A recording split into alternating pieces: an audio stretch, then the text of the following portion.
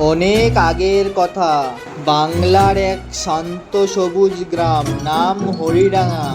এই গ্রামে ছিল না মোবাইল, ছিল না গাড়ি, কিন্তু ছিল গাছের কথা বলা, কুয়াশার গান গাওয়া। আর ছিল একটা রহস্যময় প্রাণী, একটি ছোট্ট ইউনিকর্ন।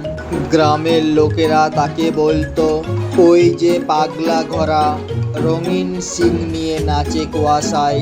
কিন্তু তার আসল নাম ছিল টুনিকর্ণ। টুনিকর্ণ একা ছিল।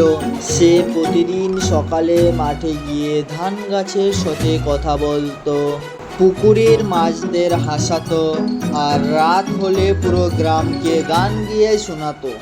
একদিন হঠাৎ গ্রামে এলো ভয়ঙ্কর খরা। পুকুর শুকিয়ে গেল, মাছ মরে গেল, আর মানুষের মুখে এলো দুঃখ। লোকেরা বলল, তোর ওই রঙিন শিং দিয়ে যদি কিছু করতে পারিস তাহলে কর, নাচে কিছু হবে না। টুনিকর্ণ কাঁদলো না। সে রাতের বেলা চুপি চুপি গেল আলোর গাছের নিচে, যেটা গ্রামের 100 বছর ধরে কেউ ছুঁয়েও দেখেনি। সে গাছকে গিয়ে বলল, আমি কিছু চাই না, শুধু চাই গ্রামের মানুষগুলো আবার হাসুক।